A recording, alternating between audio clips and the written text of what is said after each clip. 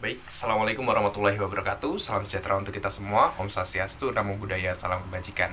Selamat pagi teman-teman, dan selamat pagi juga Bapak Angga selaku dosen pengampu mata kuliah pengantar psikologi sosial. Kami kelompok 5, seperti yang sudah ditugaskan di awal, akan membawakan satu tema pembahasan psikologi sosial yang sangat menarik, yaitu afiliasi, ketertarikan, dan hubungan dekat. Materi ini akan sangat relate bagi teman-teman. Barangkali ada yang jomblo bisa menemukan rumus cepat bagaimana cara mendapatkan ayang. Bagi yang sudah punya, bisa menambah ilmu terkait hubungan dekat agar hubungan kalian setidaknya lebih langgeng. Baik, seperti biasa, sebelum kita beranjak membahas materi, izinkan kami memperkenalkan diri terlebih dahulu. Kami kelompok 5 beranggotakan 4 orang. Yang pertama ada Anissa Lia Rahmadani dengan NIM 2108116122498. Lalu ada Friska Aulia Permata Sanjaya dengan NIM 2108116122413. Lalu saya sendiri, Nur Hafif, dengan NIM 2108116125516. Lalu ada yang terakhir, Siti Ahmada Faida dengan NIM 2108116122603. Dengan sumber bacaan kami, yang pertama ada Psikologi Sosial karya Seto Mulyadi. Lalu yang kedua ada Psikologi Sosial karya Robert E. Barron dan Don Payne. Lalu yang ketiga ada sebuah jurnal yang berjudul Hubungan Negatif Antara Kebutuhan Afiliasi dengan Celebrity Worship dengan terbitan Universitas Esa Unggul. Baiklah, tidak usah berlama-lama lagi. Untuk berikutnya adalah materi afiliasi. Kami persilahkan untuk yang bertugas. Di sini akan menjelaskan tentang kebutuhan afiliasi. Nah, pengertian dari afiliasi itu sendiri adalah suatu keinginan untuk bersatu dengan orang lain tanpa mempedulikan apapun kecuali kebersamaan yang jelas dapat diperoleh. Nah, kebutuhan afiliasi setiap individu itu berbeda, di mana motif kebutuhan afiliasi tersebut bertujuan untuk dapat diterima. Selanjutnya yaitu ada aspek-aspek kebutuhan afiliasi. Yang pertama yaitu adalah lebih suka bersama orang lain daripada sendirian. Individu dengan afiliasi yang tinggi cenderung lebih suka bersama teman-temannya. Hal ini didasarkan karena manusia adalah makhluk sosial. Sedangkan pada remaja adalah usia di mana remaja ingin melepaskan diri dari lingkungan keluarga, khususnya orang tua. Yang kedua yaitu adanya sering berinteraksi dengan orang lain. Kecenderungan individu untuk mencari lingkungan baru dan memperbanyak teman secara otomatis membuat individu dengan kebutuhan afiliasi yang tinggi lebih banyak berinteraksi dengan orang lain atau senang bergaul. Yang ketiga yaitu ingin disukai dan diterima oleh orang lain. Individu dengan kebutuhan afiliasi yang tinggi memiliki kecenderungan ingin diakui. Hal ini terjadi karena adanya dorongan dari keinginan individu, yaitu untuk mendapatkan pengakuan dari orang lain dan meningkatkan harga diri. Ada menunjukkan dan memelihara sikap setia terhadap teman. Hal tersebut menunjukkan kebutuhan individu untuk diakui, dihargai, dan tergantung pada kelompok, menyebabkan individu yang memiliki motif afiliasi yang tinggi memiliki rasa takut kehilangan yang secara otomatis membuat seseorang untuk setia terhadap temannya. Selanjutnya ada karakteristik kebutuhan afiliasi. Yang pertama yaitu akan tampil lebih baik jika ada insentif afiliasi. Individu yang mempunyai motif afiliatif tinggi cenderung akan tampil lebih baik juga walaupun pada situasi atau tugas yang tidak mengandung isi afiliatif. Namun insentif dalam situasi tersebut mengarah pada afiliasi. Pemimpinan kurang. Individu yang memiliki motif afiliasi tinggi tidak memiliki kesuksesan dalam bidang manajemen. Individu yang menghindari konflik dan kritik biasanya tidak akan menjadi pemimpin yang baik. Hal ini dikarenakan orang-orang seperti ini hanya lebih banyak menghabiskan waktu dengan bawahan sebagai usaha untuk membina hubungan, akan tetapi tidak mampu untuk mengambil keputusan-keputusan pada situasi yang sulit. Individu tersebut merupakan pemimpin yang berorientasi pada hubungan, bukan pada tugas. Pada pelaksanaan tugas mereka senang bersama dengan orang lain dan mengurangi perbedaan di antara mereka agar mereka dapat selalu bersama-sama. Selanjutnya ada rasa takut akan penolakan. Nah, individu dengan kebutuhan afiliasi yang tinggi akan menunjukkan rasa takut terhadap situasi yang mengancam ataupun penolakan. Nah, menghindari hal yang berhubungan dengan ditinggalkan sendiri secara fisik dan memberikan perhatian kepada sahabat. Selain itu, menurut Deb Necker dalam Laila tahun 2014 mengemukakan bahwa ciri orang yang mempunyai motif berafiliasi yaitu adanya konformitas. Individu dengan afiliasi yang tinggi cenderung mempunyai konformitas yang tinggi daripada afiliasi yang rendah. Orang yang mempunyai kebutuhan afiliasi tinggi juga mempunyai keinginan untuk berhubungan secara bersahabat. Nah, keinginan untuk menjalin hubungan baik atau persahabatan, perasaan khawatir atau sedih atas terputusnya hubungan yang sudah baik. Nah, yang terakhir adanya perbedaan di posisional dalam kebutuhan afiliasi. Definisi kebutuhan afiliasi adalah motif dasar untuk mencari dan mempertahankan relasi interpersonal. Kebutuhan afiliasi juga terkait dengan kecenderungan untuk membentuk pertemanan dan untuk bersosialisasi, untuk berinteraksi secara dekat dengan orang lain, untuk bekerja sama dengan orang lain dengan cara yang bersahabat, dan untuk jatuh cinta. Perbedaan disposisional dalam kebutuhan afiliasi. Usaha-usaha untuk mengukur kebutuhan afiliasi telah melibatkan dua pendekatan, di mana keduanya menyentuh aspek yang juga berbeda dari kebutuhan tersebut. Nah, dua pendekatan tersebut, yang pertama yaitu pengukuran pertama melalui pengukuran lapor diri atau self-report, yang hanya menanyakan pertanyaan langsung mengenai keinginan dan aktivitas yang relevan dengan afiliasi. Pengukuran ini menyentuh motif eksplisit untuk afiliasi. Yang kedua yaitu adanya pengukuran proyektif, yang terdiri dari gambar-gambar yang sifatnya ambigu. Pada pengukuran ini, responden diminta untuk menginterpretasikan apa yang sedang terjadi. Pendekatan ini diarahkan pada kebutuhan yang lebih tidak disadari. Dengan demikian, pengukuran ini menyentuh motif implisit. Individu yang mendapatkan pengukuran eksplisit tinggi diketahui sudah sangat mudah bersosialisasi dan mereka berinteraksi dengan beragam orang.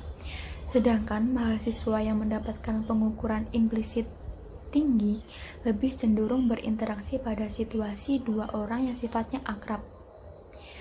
Pada titik ini tampak bahwa motif afiliasi eksplisit mendorong timbulnya interaksi pada konteks sosial, sedangkan motif afiliasi implisit mendorong timbulnya interaksi pada konteks interpersonal yang dekat. Untuk materi selanjutnya akan dijelaskan oleh rekan saya. Selanjutnya ada faktor-faktor yang memengaruhi kebutuhan afiliasi. Vestager et al. Dalam Baron dan Bairni tahun 1997 mengemukakan beberapa faktor-faktor yang memengaruhi kebutuhan afiliasi. Berikut adalah faktor-faktornya. Yang pertama yaitu adanya faktor kebudayaan. Kebutuhan berafiliasi juga tidak luput dari pengaruh kebudayaan, seperti adanya nilai-nilai yang berlaku pada suatu tempat ataupun kebiasaan-kebiasaannya. Dalam masyarakat itu sendiri yang menilai tinggi kebutuhan berafiliasi, timbul perkembangan dan pelestarian kebutuhan tersebut. Namun sebaliknya, bila kebutuhan tersebut tidak dinilai tinggi, maka kebutuhan itu akan menipis dan tidak akan tumbuh subur. Adanya faktor situasional yang bersifat psikologik. Jika seseorang tidak yakin akan kemampuannya atau tidak yakin pada pendapatnya, ia akan merasa tertekan. Rasa tertekan ini akan berkurang jika dilakukan perbandingan sosial. Nah, kemampuan untuk meningkatkan diri melalui perbandingan dengan orang lain akan meningkatkan afiliasi.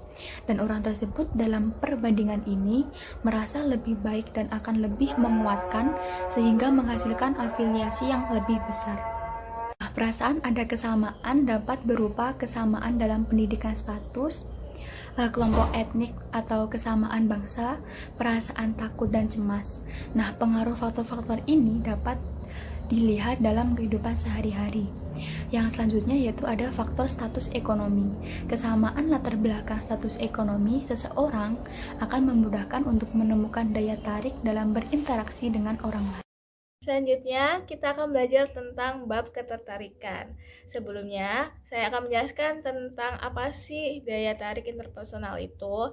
Daya tarik interpersonal yaitu sikap seseorang terhadap orang lain, di mana daya tarik mencakup penilaian dalam skala rasa suka hingga sangat tidak suka. Nah, penilaian tersebut nantinya akan digunakan untuk memulai hubungan sosial terhadap orang lain. Selanjutnya yaitu kedekatan afektif, emosi positif, dan emosi negatif. Emosional dalam psikologi bisa disebut dengan afek. Keadaan emosional dapat mempengaruhi persepsi, kognisi, pengambilan keputusan, motivasi, dan ketertarikan interpersonal. Terdapat dua karakteristik afek, yaitu intensitas atau kekuatan emosi dan arah, apakah emosi tersebut positif atau negatif. Emosi dapat memperlihatkan dua sisi, yaitu emosi negatif dan emosi positif. Emosi positif memungkinkan kita untuk mencari dan mengeksplor aspek baru dalam lingkungan. Kemudian, emosi negatif membantu kita untuk siaga dan menyerah jika diperlukan. Dasar afektif dan ketertarikan. Ada 3, yaitu afek dan ketertarikan, efek langsung emosi terhadap ketertarikan, dan efek tak langsung emosi terhadap ketertarikan. Yang pertama kita bahas afek dan ketertarikan. Emosi positif mendorong penilaian yang positif terhadap orang lain, yang biasa disebut dengan rasa suka. Kemudian emosi negatif mendorong penilaian negatif yang biasa disebut dengan rasa tidak suka. Emosi dipengaruhi oleh efek langsung dan efek asosiatif. Efek langsung atau direct effect terjadi jika seseorang mengatakan atau melakukan sesuatu yang membuat kita merasa baik atau buruk, maka kita akan mencintai orang yang membuat kita merasa lebih baik dan membenci orang yang membuat kita merasa buruk. Kemudian efek asosiatif terjadi ketika seseorang datang pada saat keadaan emosional kita positif atau negatif untuk suatu alasan yang tidak ada hubungannya dengan yang apa kita respon. Meskipun orang tersebut bukan penyebab dari apa yang kita rasakan, tetapi cenderung tetap menilai orang lain berdasarkan afek atau emosi yang sedang kita rasakan.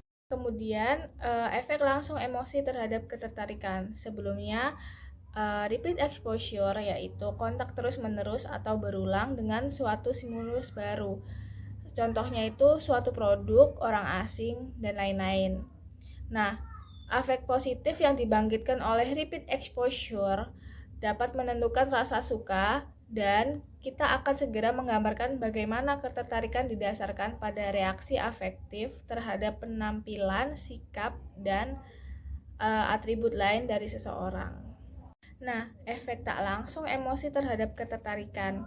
Seringkali perasaan positif atau negatif yang kita rasakan tidak didasarkan pada apa yang dikatakan atau dilakukan oleh individu yang berinteraksi dengan kita.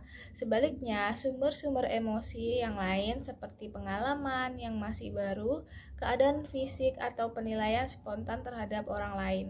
Jadi kalau misalnya kalian bingung, saya akan menjelaskan tentang pengaruh langsung dan tak langsung dari afek terhadap ketertarikan melalui bagan ini. Nah, ini tuh ada 2 perasaan positif. Kita akan bahas dulu tentang perasaan positif. Nah, ada stimulus yang membangkitkan afek, yaitu kue coklat. Jadi kalau misalnya kita makan kue coklat, pasti efek langsung dari penilaiannya itu kayak, oh, saya jadi suka nih sama kue ini, jadi kita suka sama hal ini gitu. Namun kalau misalnya terdapat stimulus netral baru, yaitu seseorang asing hadir pada saat kita makan coklat. Jadi kalau misalnya kita makan coklat dan ada orang lain yang datang, nah efek tak langsungnya itu positifnya itu kita jadi suka sama orang ini gitu. Karena kalau misalnya moodnya kita emosionalnya kita itu positif, jadi ke orang stimulus netralnya itu jadi ikutan seneng gitu. Nah, kalau misalnya perasaan negatif itu contohnya stimulus yang membangkitkan afek itu rasa sakit pada gigi gitu. Nah, efek langsungnya itu kita jadi nggak suka nih sama rasa sakit di gigi ini gitu. Nah, pas stimulus netralnya datang, itu tuh seseorang datang pas kita sakit gigi. Nah, kalau misalnya di baganya itu tuh ada typo gitu. Jadi yang benar itu seseorang asing yang hadir pada saat kita sakit gigi. Nah, efek tak langsungnya itu penilaian negatifnya itu kita jadi nggak suka sama orang ini gitu. Nah, orang ini tuh kita memberikan penilaian tergantung sama emosionalnya kita tuh lagi apa gitu. Kalau misalnya kita lagi senang, otomatis stimulus netralnya seseorang itu kita jadi suka. Kalau misalnya kita lagi emosionalnya negatif, jadi stimulus netralnya atau seseorang yang hadir pada saat negatif tuh jadi ikutan nggak suka. Padahal mereka tuh nggak berbuat apa-apa gitu, tapi mengikuti emosionalnya kita pada saat itu. Selanjutnya kami akan menjelaskan tentang teori-teori mengenai ketertarikan. Ada beberapa teori yang menjelaskan mengapa manusia bisa saling tertarik. Teori tersebut itu ada kognitif. Teori kognitif menekankan proses berpikir sebagai dasar yang menentukan tingkah laku. Jika seseorang berpikir bahwa orang lain dapat memberikan keseimbangan terhadap apa yang kita cari, maka kemungkinan besar kita akan menyukainya. Kemudian, teori penguatan. Teori penguatan berusaha menemukan bagaimana ketertarikan datang untuk pertama kalinya. Semua ketertarikan antar pribadi diibaratkan secara positif atau hadiah dan negatif sebagai hukuman. Kita akan menjadi tertarik kepada seseorang yang menghadiahi atau menghargai kita daripada orang yang menghukum kita dengan kritikan atau hinaan. Kemudian, teori interaksionis. Teori ini membahas bagaimana individu mengambil keputusan dan bertindak sesuai dengan lingkungan seseorang tersebut berada. Contohnya itu ketika kita ke supermarket. Nah, kita akan memposisikan kita sebagai pembeli di sana. Kemudian, definisi daya tarik fisik.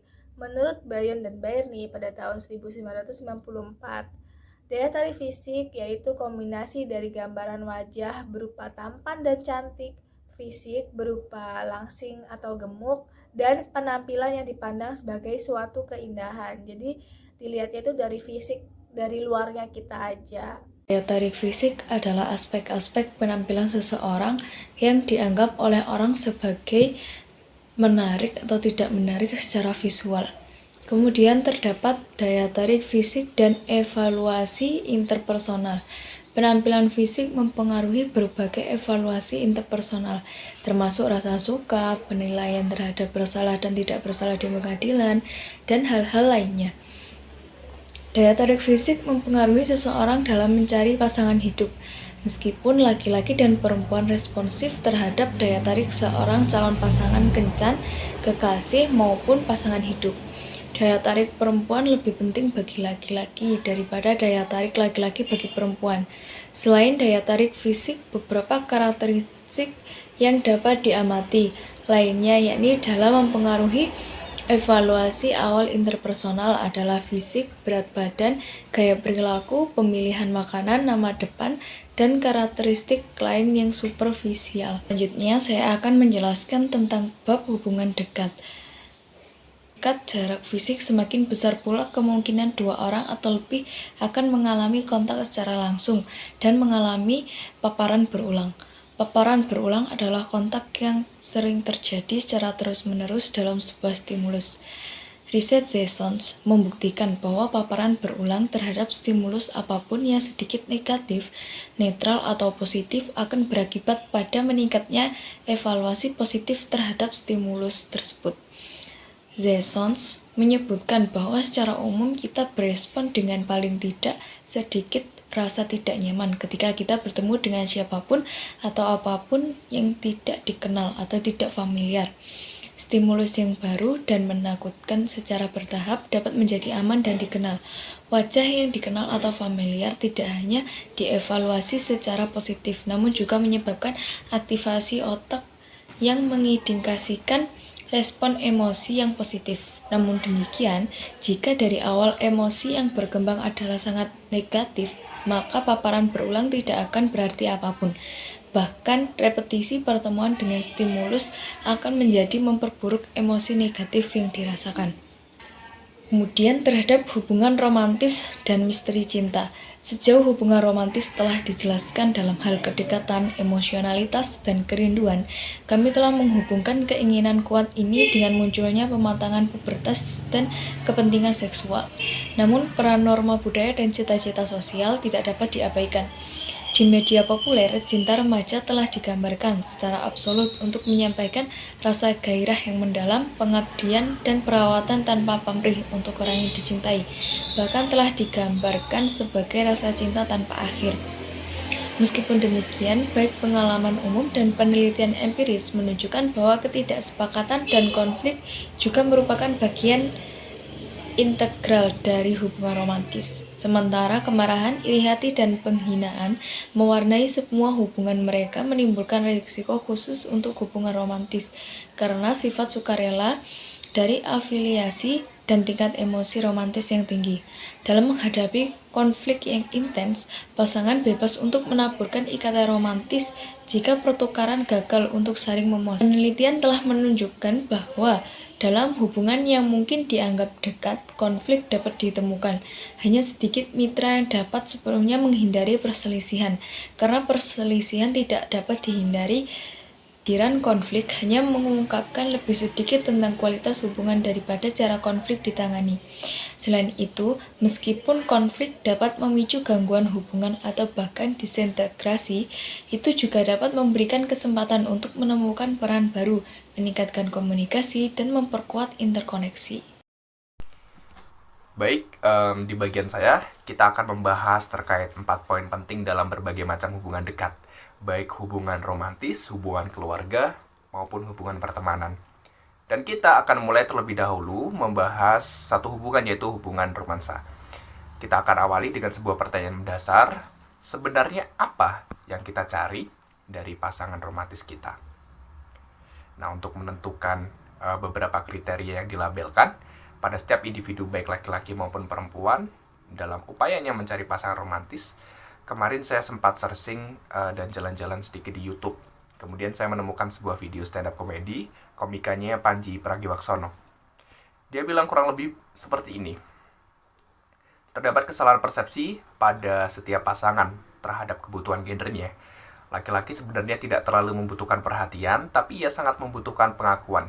Sedangkan wanita sebaliknya, tidak terlalu butuh dengan pengakuan, tapi ia butuh perhatian. Ini kata Panji. Makanya, kalau buat cowok, senang itu mudah banget. Tinggal bilang, misalkan, Mas, hari ini kamu hebat banget. Mas, aku bangga banget sama kamu. Dari kata-kata itu timbul pengakuan terhadap kinerja kita. Efeknya, cowok-cowok pasti senang. Begitu juga dengan perempuan. Perempuan akan lebih senang jika diberi perhatian lebih. Karena di balik itu, perempuan sebenarnya mengincar pemenuhan kebutuhan emosionalnya. Nah, kalau berdasarkan teorinya, terdapat 2 karakteristik penting yang dicari oleh setiap orang dalam menentukan pasangan romantisnya.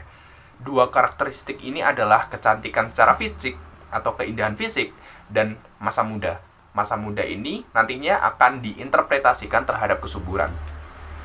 Berdasarkan pandangan psikologi evolusioner, hal ini terjadi karena individu memandang satu indikator penting dalam mencari pasangannya, yaitu kemampuan reproduksi yang mumpuni atau kesuburan. Secara umum, teori ini dapat dibuktikan benar, namun berdasarkan bukti yang ada, kecenderungan penilaian ini lebih baik terjadi pada laki-laki daripada wanita. Dalam artian, kesuburan dan kecantikan berlaku penting bagi wanita dalam preferensi laki-laki. Jadi penilaian terhadap kesuburan cenderung dilihat oleh laki-laki, bukan perempuan. Lantas apa yang dilihat perempuan? Bisa jadi jawabannya ada di opsi 2. Ya, kita tahu bahwa sayangnya dalam mencari pasangan romantis, hal-hal yang perlu dipertimbangkan tidak hanya faktor fisik dan faktor kesuburan saja, melainkan lebih kompleks daripada itu. Misalnya saja faktor kebutuhan terhadap kualitas hidup seperti peran sosial pasangan. Menurut 3 tokoh penting, Igli, Eswick, dan Johanneson Smith, pada tahun 2009, jika individu memiliki peran sosial sebagai tulang punggung keluarga, maka terdapat kecenderungan terhadap individu ini dalam mencari pasangan romantisnya. Kecenderungan ini berupa pencarian terhadap individu lain yang sifatnya melengkapi peran sosial yang ia miliki. Misalnya, individu dengan peran ibu rumah tangga, misalnya individu dengan peran ibu rumah tangga. Begitu juga sebaliknya, individu dengan peran ibu rumah tangga tidak bisa mencukupi kebutuhan hidupnya secara finansial. Maka individu ini memerlukan individu lain yang melengkapi peran tersebut, seperti pekerja atau tulang punggung keluarga. Next slide. Data terkait pentingnya peran sosial tadi bisa teman-teman lihat di slide atau di buku Psikologi Sosial karya Barron di halaman 269. Dari data balok tersebut, kita bisa lihat kecenderungan masing-masing peran dalam memilih pasangan. Data balok di sebelah kiri menunjukkan peran sosial tulang punggung keluarga yang lebih banyak memilih pasangan ibu rumah tangga daripada peran lainnya. Dan pada balok di sebelah kanan menunjukkan bahwa peran pengelola rumah tangga lebih banyak memilih peran pekerja. Baik, yang berikutnya adalah faktor perusak hubungan romansa. Jadi pertanyaan dasarnya adalah faktor apa sih yang menyebabkan kerusakan dalam hubungan percintaan atau hubungan romansa? Kita mengutip dalam buku Psikologi Sosial Robert R. Barron, disebutkan ada 2 faktor penyebab kerusakan dalam hubungan romansa. Di antaranya adalah kecemburuan. Sampai detik ini, kecemburuan masih menjadi momok yang mengerikan terhadap langgengnya sebuah hubungan romansa. Berdasarkan penelitian Chen, Tan, dan Koh pada tahun 2013, kecemburuan merupakan pengalaman negatif. Hal ini dibuktikan dengan hasil penelitian mereka. Penelitiannya unik banget. Jadi penelitian dikondisikan untuk membayangkan kejadian yang memungkinkan mereka untuk cemburu terhadap pasangan. Lalu partisipan tersebut diminta untuk mencicipi sebuah makanan dan hasilnya pahit. Begitu juga sebaliknya, ketika partisipan dikondisikan untuk membayangkan kondisi romantis dengan pasangannya, ketika mereka mencicipi makanan, rasanya akan lebih manis. Kesimpulannya apa? Kesimpulannya adalah rasa pahit yang dirasakan oleh individu tadi yang membayangkan kecemburuan, itu diasosiasikan terhadap pengalaman negatif. Sebaliknya, individu yang membayangkan pengalaman romantis mengasosiasikannya dengan hal-hal yang lebih mengenakan, itu diasosiasikan ke dalam hal atau pengalaman positif. Yang tidak kalah unik lagi adalah hasil laporan dari Departemen Kehakiman Amerika Serikat pada tahun 2003, ini data lama. Mereka mengatakan bahwa berdasarkan data statistik yang ada, kecemburuan merupakan faktor utama dalam sebagian besar pembunuhan terhadap perempuan. Mereka kemungkinan akan dibunuh oleh mantan atau kekasihnya yang cemburu. Tapi sebenarnya, mengapa cemburu ini bisa terjadi? Cemburu terjadi akibat penolakan sosial yang mengancam harga diri kita. Namun yang perlu ditekankan adalah harga diri yang terancam pada laki-laki dan perempuan berbeda. Menurut Bas, Larsen, Weston, dan Semmerloth pada tahun 1992, pria mengalami kecemburuan lebih diakibatkan oleh ketertarikan seksualnya, sedangkan wanita yang mengalami kecemburuan lebih diakibatkan oleh ketertarikan emosionalnya. Lalu yang berikutnya adalah jelas dia perselingkuhan. Sudah menjadi hal umum bahwa perselingkuhan juga menjadi hambatan dalam sebuah hubungan.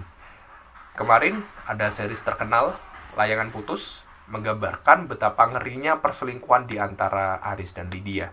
Sampai-sampai banyak netizen yang mengecam tokoh Aris. Di dunia nyata juga ada skandal perselingkuhan semacam ini yang efeknya sampai begitu besar. Satu negara heboh. Misalnya, ini agak tidak mainstream, yaitu kasusnya Bill Clinton yang selingkuh dengan pegawai magang Gedung Putih, namanya Monica Lewinsky. Selain faktor kecemburuan, faktor lain yang merusak hubungan romansa adalah perselingkuhan ini atau pengkhianatan terhadap pasangan melalui hubungan intim dengan orang lain.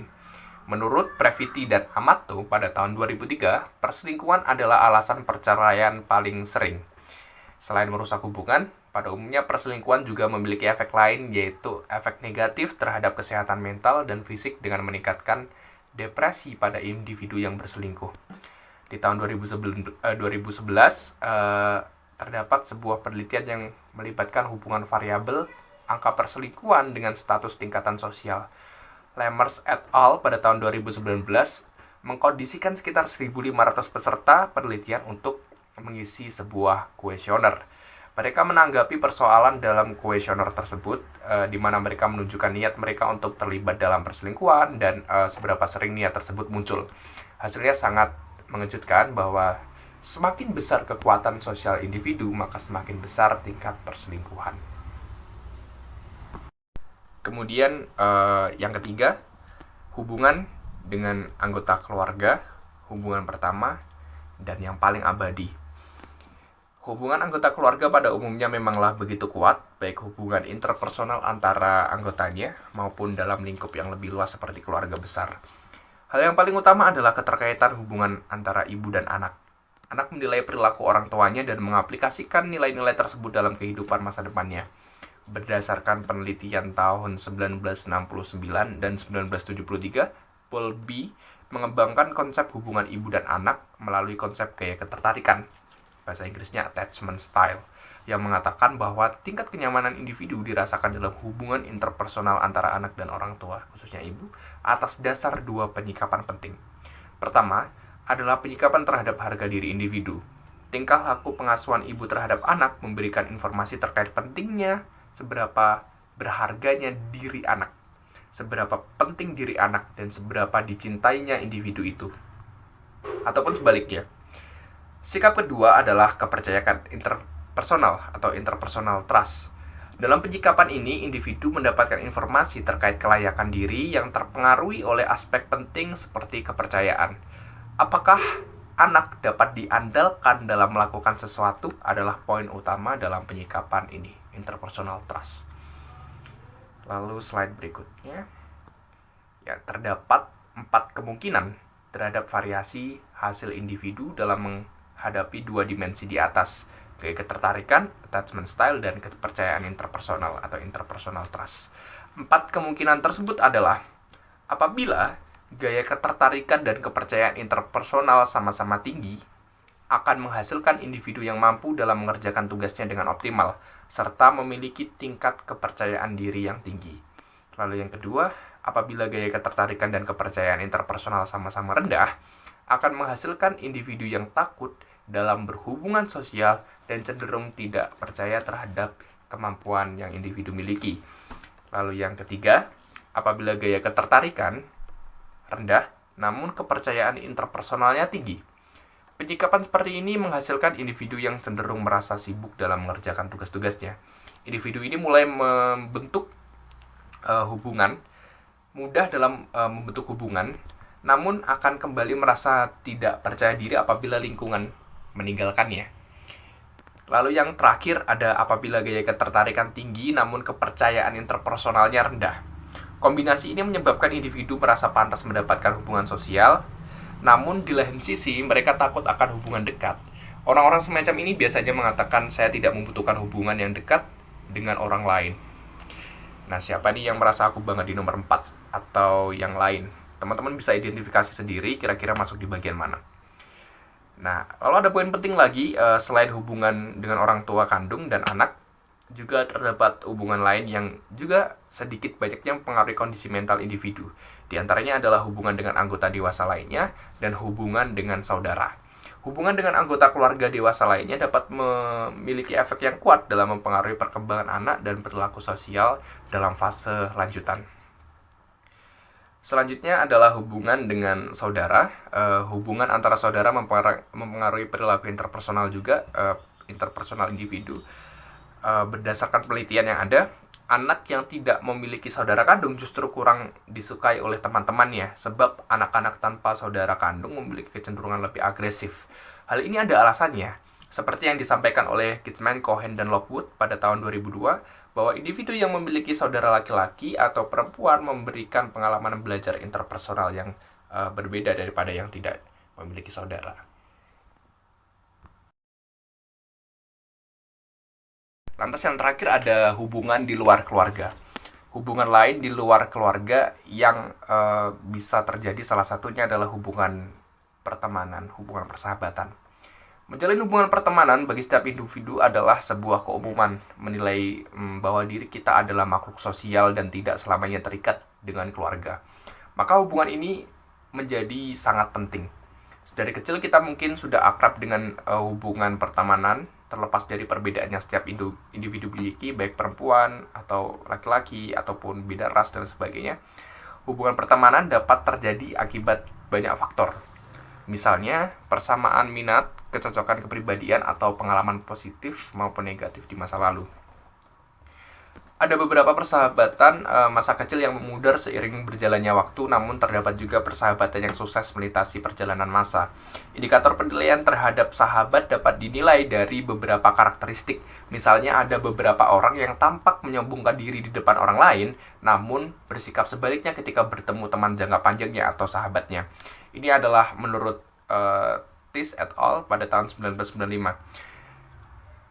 Teman dekat juga memiliki kecenderungan untuk tidak berbohong satu sama lain, atau berbohong yang terencana atau terancang untuk membuat sahabat kita merasa lebih baik. Persahabatan yang erat dapat dinilai melalui subjek pembicaraan ketika menyebut satu di antara mereka. Orang dengan persahabatan jangka panjang lebih cenderung menyebut kami atau kita, sedangkan persahabatan jangka pendek akan menyebut aku atau dia.